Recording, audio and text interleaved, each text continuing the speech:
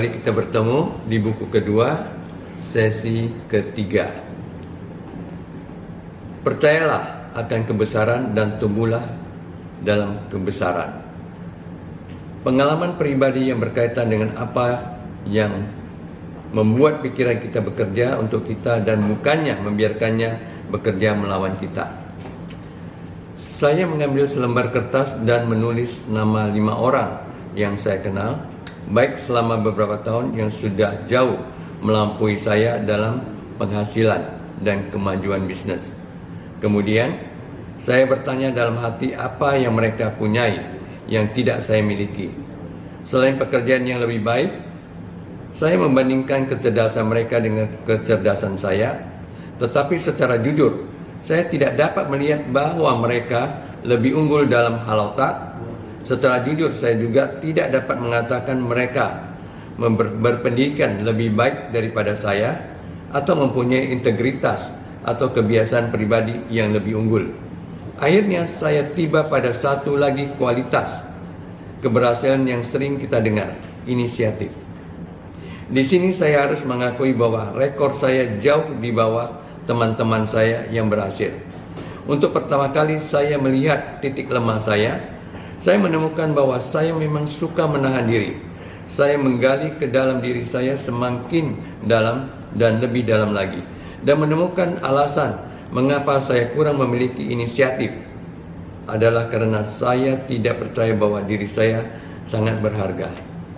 Saya duduk di sana sepanjang malam meninjau kembali bagaimana kekurangan kepercayaan akan diri sendiri telah mendominasi saya selama ini. Bagaimana saya menggunakan pikiran saya bekerja melawan diri saya sendiri. Saya mendapatkan diri saya mengkorbankan diri sendiri. Mengapa saya tidak dapat maju, bukannya mengapa saya dapat maju. Saya melihat rentetan sikap menurunkan nilai diri sendiri.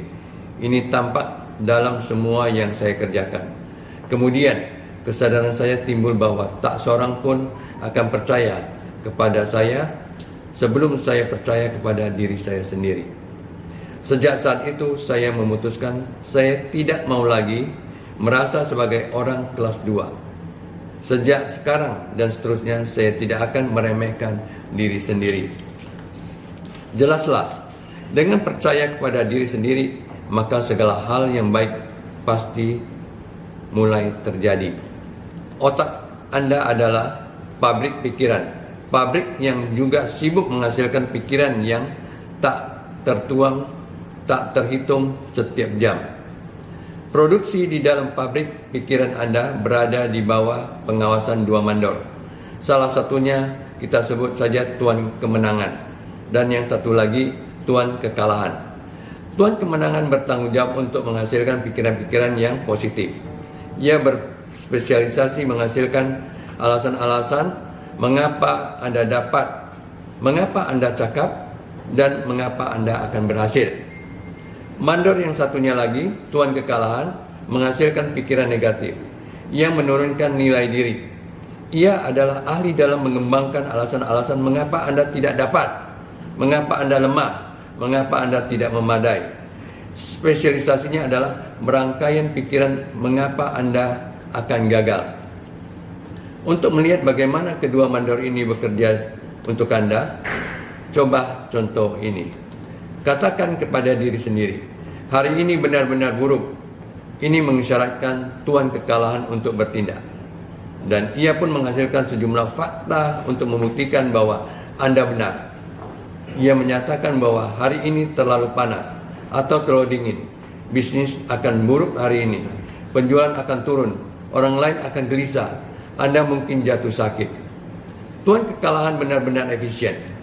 Dalam beberapa saat saja, ia sudah membuktikan bahwa hari ini benar-benar buruk, dan sebelum Anda menyadari ini, benar-benar menjadi hari yang buruk sekali. Sampai jumpa di sesi selanjutnya, tentu menyambung cerita yang ada di buku ini.